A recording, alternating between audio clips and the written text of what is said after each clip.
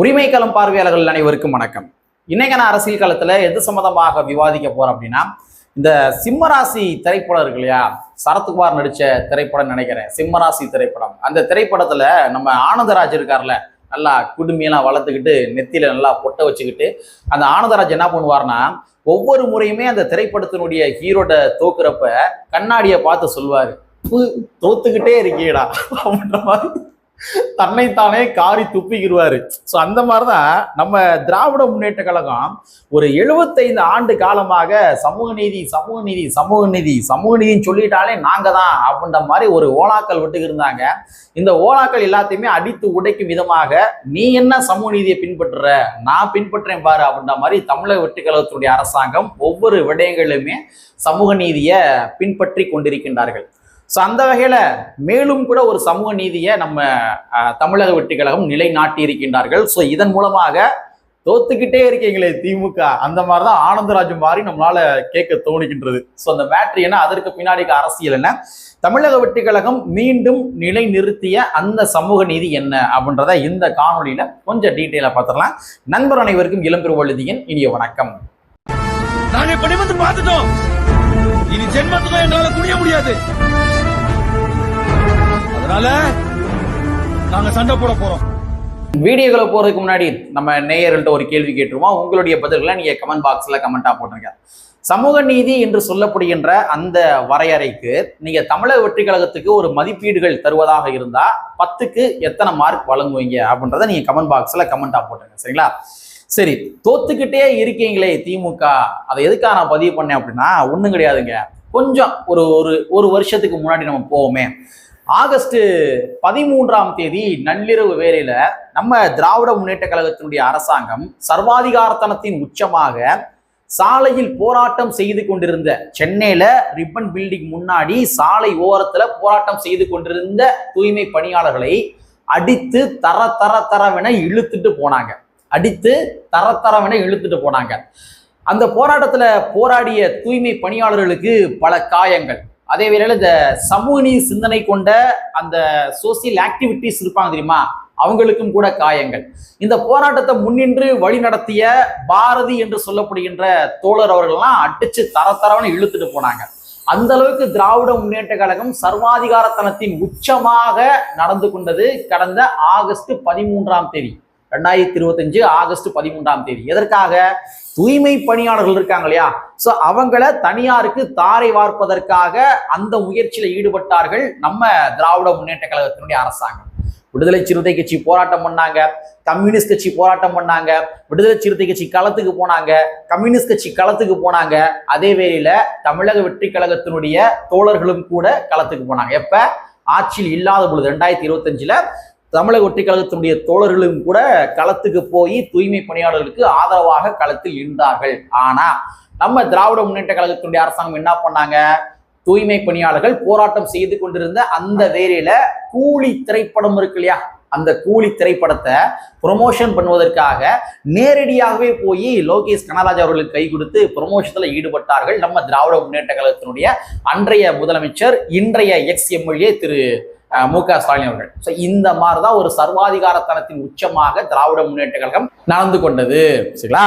இவ்வளவு தரவுகளை நான் எதற்காக பதிவு பண்றேன், எதற்காக ஒரு ஆண்டு காலப்பயணம் மேற்கொண்டு 2025க்கு போய் இந்த தரவுகளை சொல்றேன் அப்படின்னா, ஸோ அதே மாதிரி ஒரு செயல்பாடு தான் தமிழக வெற்றி கழகத்தினுடைய ஆட்சியில் கூட நடைபெற்று இருக்கின்றது.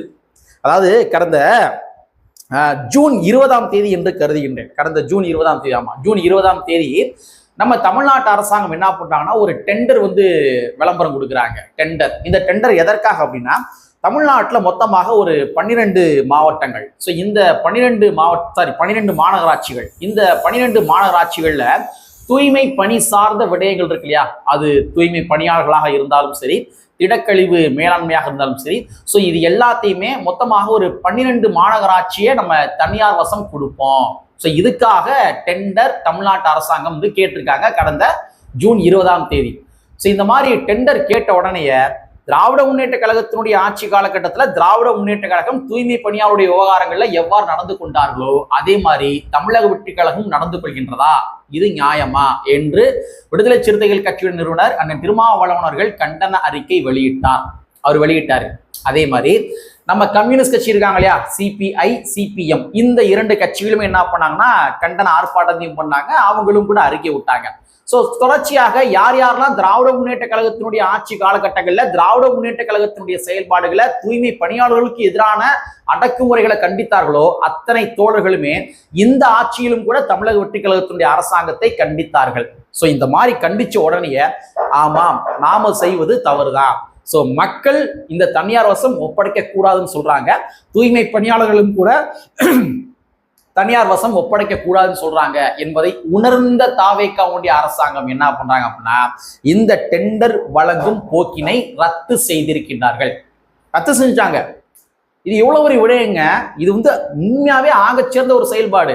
இதுவே திராவிட முன்னேற்ற கழகத்தினுடைய ஆட்சி காலகட்டமா இருந்தா என்ன பண்ணிருப்பாங்க, நீ என்ன சொல்றது நான் என்ன கேட்கறது, விடுதலை சிறுத்தை கட்சி நீங்களா ஒரு கட்சியா, கம்யூனிஸ்ட் கட்சி நீங்களா ஒரு கட்சியா, ஏங்க தூய்மை பணியாளர்கள் நீங்களாம் ஒரு ஆளு, நீங்க சொல்றதெல்லாம் கேட்கணும், நாங்க நீங்க சொன்னா நாங்க உடனே தனியாருக்கு தாரை வார்க்கிறத அப்படி விட்டுட்டு நாங்க அரசாங்கத்தினுடைய ஊழியர்களாக நான் கையில் எடுத்துக்கிறோம், நீங்க என்ன சொல்றது நாங்க என்ன கேட்கறது, இந்த மாதிரிதான் திராவிட முன்னேற்ற கழகத்தினுடைய ஆட்சியாக இருந்தா அவங்க இருந்திருப்பாங்க, அப்படிதான் இருந்திருக்கிறாங்க.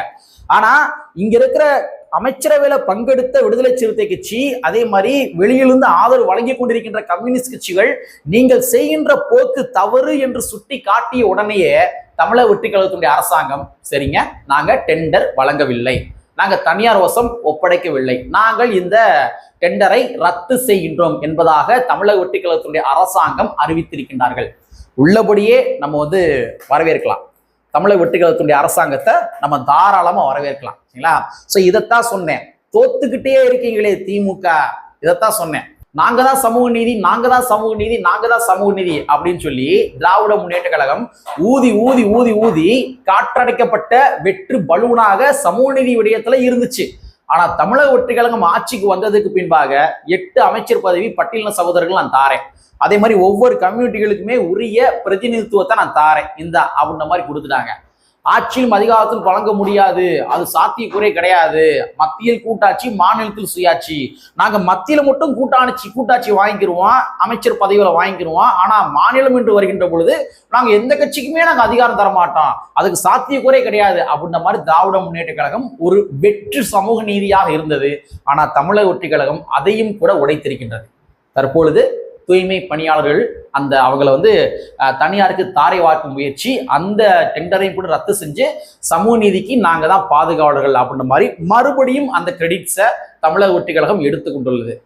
அப்ப தோத்துக்கிட்டே இருக்கீங்க திமுக, தோத்துக்கிட்டே இருக்கீங்க. நாங்க ஒரு சமூக நீதி கட்சி அப்படின்னு சொல்லி இதுக்கப்புறம் நீங்க எதை வச்சு ப்ரூஃப் பண்ணுவீங்க, எதை வச்சு ப்ரூஃப் பண்ணுவீங்க? உங்களுக்கு ப்ரூஃப் பண்ணுவதற்கு என்ன இருக்குது, என்ன முகாந்திரம் இருக்குது, என்ன செயல்பாடுகள் செஞ்சு நீங்க ப்ரூஃப் பண்ண போறீங்க? ஒரு செயல்பாடுகளும் செய்ய முடியாது. அதுதான் சொல்றேன், தோத்துக்கிட்டே இருக்கிறீங்கன்னு சொல்றேன். இந்த இடத்துல இன்னொரு விடயத்தை நம்ம சொல்லி ஆகணும். இந்த திராவிட முன்னேற்ற கழகம் ஸ்டிக்கர் அரசியல் செய்யறதுல எவ்வளவு ஒரு கேவலவாதியா இருக்காங்கன்றத நீங்களே பாருங்க. நமக்கு தெரிந்த ஒரு தோழருங்க சமூக வலைத்தளங்கள்ல ஒரு பதிவு போட்டிருக்காரு. அதாவது என்னன்னா, அந்த தூய்மை பணியாளர்களுடைய தனியாருக்கு தாரை வார்க்கின்ற அந்த டெண்டர் இருக்கு இல்லையா, அதை ரத்து செஞ்ச உடனே சன் நியூஸுடைய நியூஸ் கார்டை எடுத்து போட்டிருக்காரு. போய் சன் நியூஸ் கார்டெல்லாம் போடலாமா, அது எவ்வளவு பெரிய ஓலா கார்டுன்றது எல்லாருமே தெரியும். அந்த கார்டை எடுத்து போட்டிருக்காரு. அந்த நியூஸ் கார்டுல என்ன சொல்லியிருக்காங்க அப்படின்னா, அதாவது எதிர்கட்சியினுடைய எதிர்ப்புக்கு பணிந்தது தாவேக அரசாங்கம், தூய்மை பணியாளருடைய தனியார் மயமாக்கல் டெண்டரை ரத்து செய்தது தாவேக அரசாங்கம். அதாவது எதிர்கட்சியினுடைய எதிர்ப்புக்கு பணிந்து விட்டதான் தாவேக அரசாங்கம். எப்படியே குறுக்க இந்த கௌசிக்கு வந்தா ஷாலினி மே கம்மிங் அப்படின்ற மாதிரி நீங்க சேர்ந்துக்கிறீங்க. எப்படி எதிர்கட்சி விவகாரத்தில் நீங்க சேர்ந்துக்கிறீங்க. நீங்க என்ன போராட்டம் பண்ணீங்க? திராவிட முன்னேற்ற கழகம் ஒரு எதிர்கட்சியாக தூய்மை பணியாளருடைய விவகாரங்களை என்ன போராட்டம் பண்ணுச்சு?